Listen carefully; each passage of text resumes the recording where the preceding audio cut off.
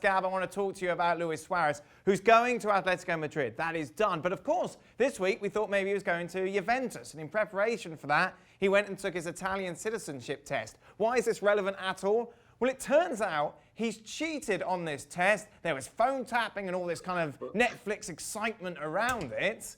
And what's going to happen now? Well, all right. So first of all, if you're wondering why he needs the Italian citizenship test, it's because in Spain, to be counted as an EU player, you just need to have a spouse who's an EU citizen, which Suarez has. Whereas in Italy, you have to be, and in most of Europe, you have to be an EU citizen himself. So it's not like he was taking this test just so he could go to Juventus. He would say he was doing it to keep his options open to go to any club. But get to the cheating bit. He doesn't need to take the test. Now, the absurdity in this is he decided to take the test at a university in Perugia, who goes and tests people on behalf of the Italian government. And the problem is this place had been under investigation since February because they were accused of basically, how can I put this? Basically, like basically having very easy tests of the sort where, you talk to the guy informally beforehand, he tells you everything you need to know, and then he gives you a high grade. So all these guys have been wiretapped in Perugia, and the wiretaps reveal that they're discussing Suarez, and one guy's going, yuck, yuck, yuck, he can't speak a lick of Italian, but of course we're going to help him pass, and stuff like that. So he's not officially under investigation yet. These other people who arranged the exam are under investigation, but it's not a good look for him at all. I mean, football-wise, it doesn't matter because he's staying in Spain, but not a good look. Juventus, by the way, adamant that they had nothing to do with the test and that, they had lost interest in Suarez as long as a week ago. So Suarez then going to Atletico Madrid, the deal they cut was that they will pay Barcelona €2 million for every time they make it to the quarterfinals of the Champions League, Jules. And it's funny because you think about Suarez, you think washed up, you think, he's a bit rubbish, we've been critical of lack of pace on the show, things like that. But his numbers are still pretty good. 21 goals last season. He's still got something to offer, hasn't he? I'm not so sure with that. Yeah, of course, 21 goals last season, but with Leo Messi in your team, you would score 21 goals probably in a season down. Even you could score goals. So I don't know. Well, Antoine Griezmann. At his age and with. Well, yeah, but that's a different matter. I think Messi would pass you the ball maybe more than Griezmann.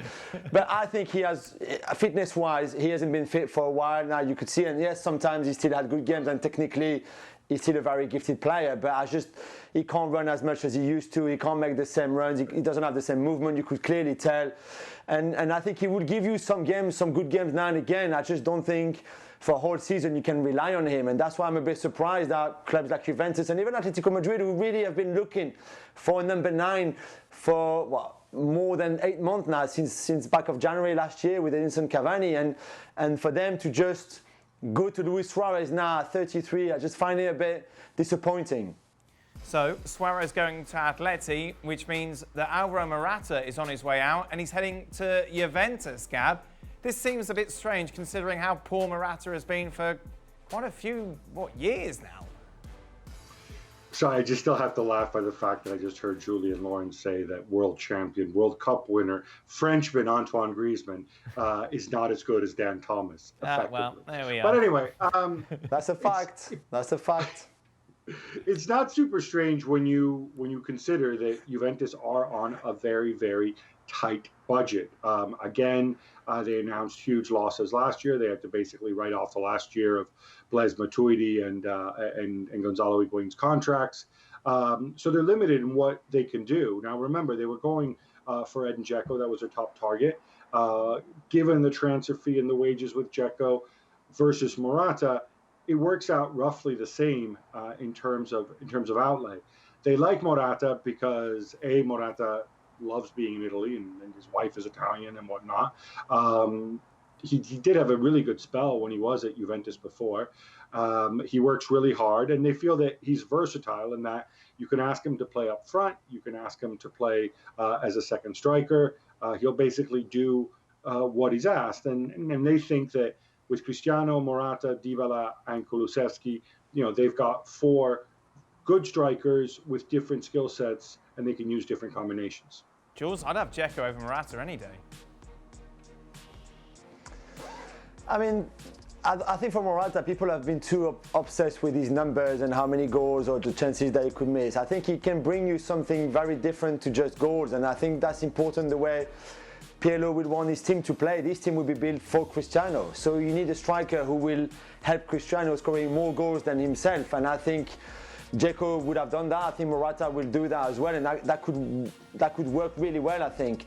Unlike another more selfish striker, if you want, who would have been there to score 20 or 25 goals a season. I think Morata can easily have 15, but it would have given 15 to Cristiano as well in the same season. And that's why I think he makes sense. He's a very intelligent player. He moves well, of course. Of course, sometimes his first touch is really bad, and yeah, he's not clinical enough or compared to other strikers. But I can still see him doing really well in a sort of Pirlo, Juventus style of team. Just going back to Barcelona, we knew, didn't we? And you've told us this many times, boys, they've got to get rid of players to free up funds to bring players in. So we've got Suarez out, Rakitic out, Vidal out, Arthur's gone as well, Semedo to Wolves. There are suggestions that they've already found a replacement for Semedo in Sergino Dest. Jules, we thought he was going to go to Bayern Munich. Will he now be heading to Catalonia? Yes, that's right, Dan, which is a bit surprising in the sense that usually when Bayern are ahead like this in a transfer negotiation and they get the players that they want, they really needed a right back. And I think they've identified Dest a long time ago on the guy who could come in and do a really good job there. However, clearly Barcelona found the word to convince him to choose them ahead of Bayern Munich. They also need a right back because, as we said, Semedo has been bad for years, and now finally good for them he's leaving. Sergio Roberto is really a midfielder, not a right back, so they still needed someone to come in and fill that place. And I think Sergino Dest, with all the potential that he has, that we all know, is a really good signing for Barcelona. Potential's the word here, though, Gav, isn't he? He's far from established. Yeah, I mean, you're talking about a guy who really only had a half season at Ajax. Wasn't starting earlier this year, perhaps because he was unsettled by being linked to the likes of Bayern and Barcelona.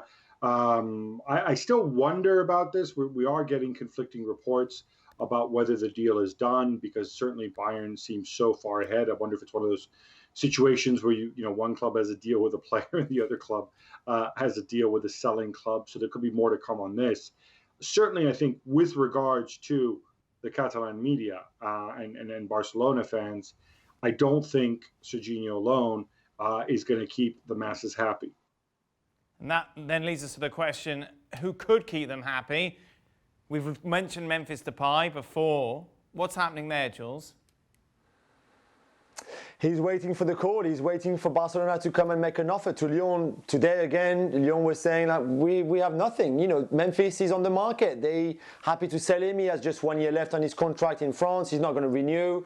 So Lyon they've come to the terms that he will leave this summer. But if there's no offer, he cannot leave. So they're waiting for Barcelona. He's waiting for Barcelona. He's got an agreement with the club. There's no problem about that. He wants to go with Koeman as well.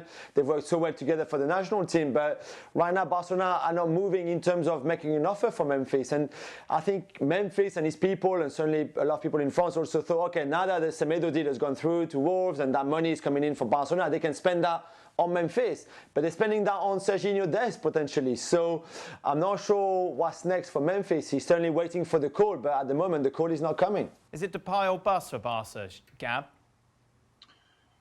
It may well be if this is what Koeman wants. I don't think it's what it should be. I think what you're seeing is a lot of clubs are in the same boat. A lot of clubs have high-priced veteran players that they would like to move on if possible, whether on loan or whether on a low fee.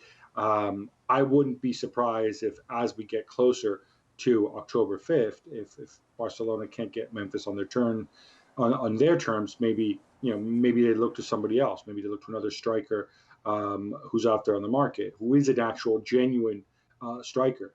And because I think that is something that's missing from Barcelona right now. Maybe not somebody to play every single game, but it's something really Barcelona, other than Suarez, really haven't had in a very, very long time, an alternative to bringing off the bench in certain games. Thanks so much for watching ESPN on YouTube. And for more sports highlights and analysis, be sure to download the ESPN app. And for premium content and live streaming, subscribe to ESPN Plus.